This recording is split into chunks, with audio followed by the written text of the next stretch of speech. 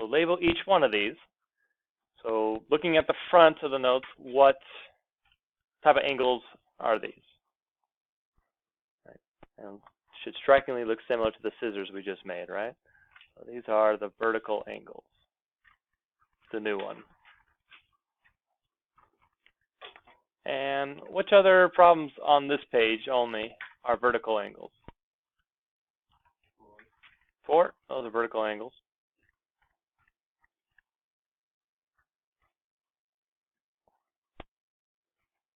Okay. Any others?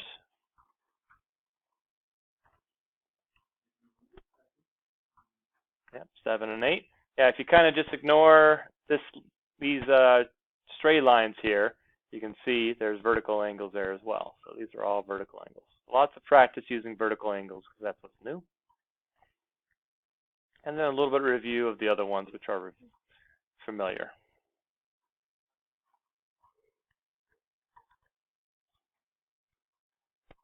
All right. Okay, good. And then speaking of the others, what are these two? What type of angles are these? And what type of angles are these? So flip it over to the front, see if you can find something that matches it. Supplementary angles, and more specifically, they are linear pairs, which by definition are, or by theorem, they are also supplementary. Yeah. What about here? What do we got here? This kind of gives it a hint real quick, right? Yeah. This bisects this angle. Well, it bisects an angle. How about, yeah, angle bisector, right? So they don't go out of the way to hide what these are called. It's right there in the description. Angle bisector. And what was number 3? And 2. This gives it away right here. What does that mean? It's right angle, therefore these are complementary.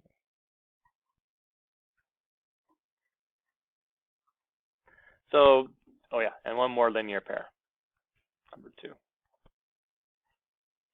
So that's going to be our first task. This will be like your new multiplication tables for geometry. You need to be able to identify just by looking at the different types of angles and know exactly what type they are, and then know what type of formula goes with each one.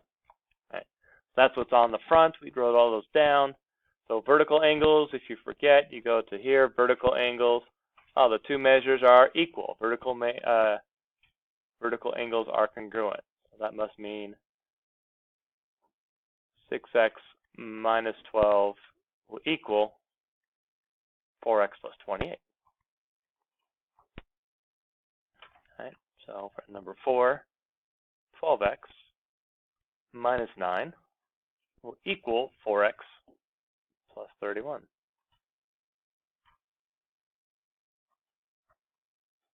And then the last two, we have 6x, or is that 8? Can't tell.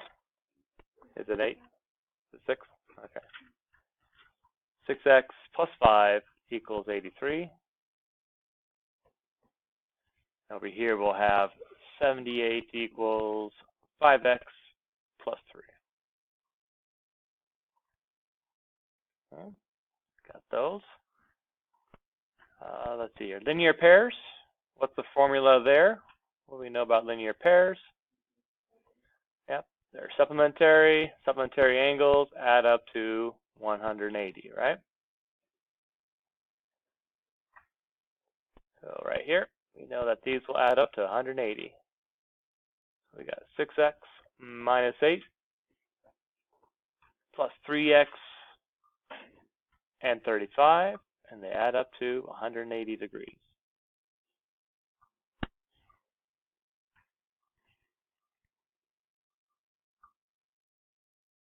And it looks like number 5 is also a linear pair.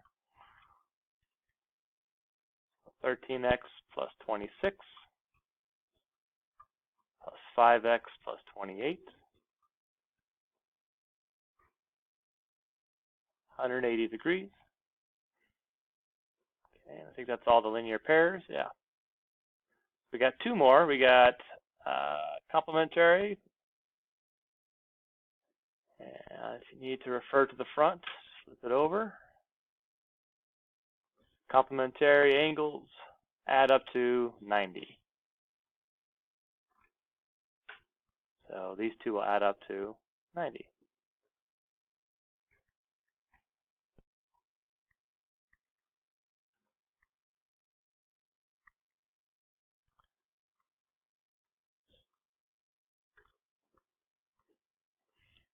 Okay. And lastly, the angle bisector. We need to check that out. 2 times either angle will equal the big angle, the full angle. Okay. So we know that the full angle right here is 82. So the measure, those are congruent, right? So the measure of angle 1, or 2 times the measure of angle 1, will equal the big angle, 82.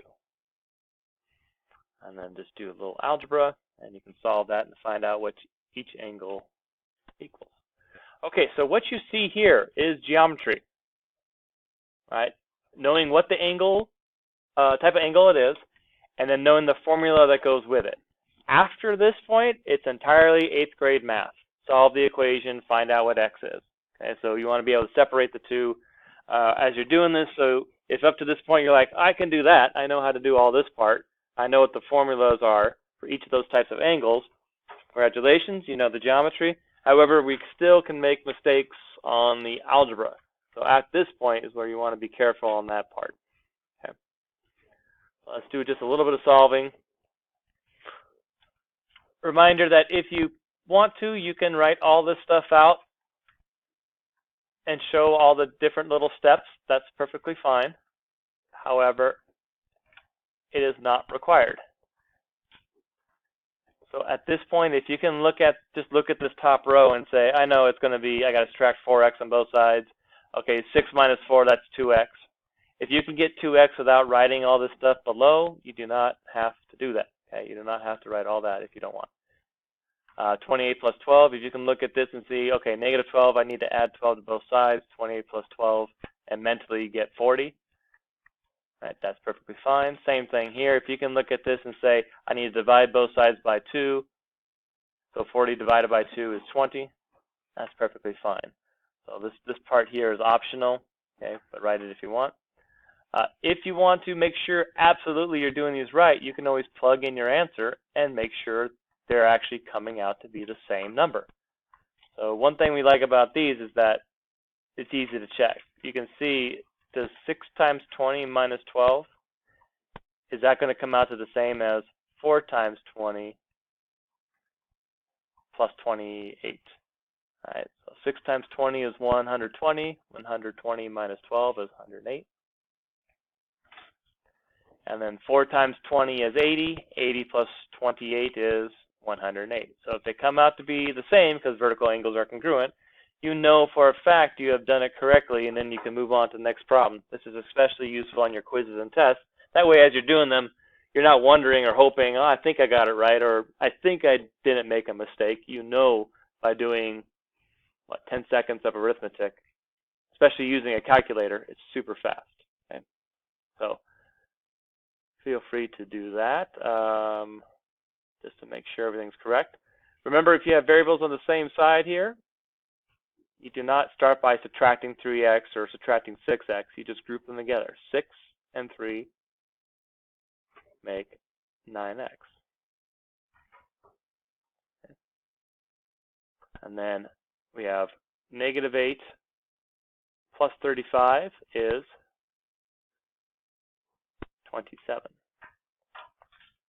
So here you have a basic 8th grade 2-step equation to solve. Okay, so start by subtracting 27 from both sides. So 180 minus 27 will give you 153. Divide by 9 on both sides. 153 divided by 9 is what? Punch it in and see what you get. You'll notice this class will become more and more dependent on calculators, and I highly suggest using a calculator, not a phone, because you want to be able to do it fast, quickly, recall different things from your memory, and use it on the test and quiz. All right, so what do we get for the answer here? 17, okay. And then, like before, you can plug in 17 to both of these. 6 times 17 minus 8. 3 times 17 plus 35. Find out what those two are. Again, you're using the calculator, right? And they should add up to 180. If they don't add up to 180, you know something's wrong. Don't move on. Go back and find a mistake. If they do add to 180, then you're done and it's correct. All right, so I think that's about it. Let's see here. Yeah, so sometimes they're easier to solve. Just need to divide by 2.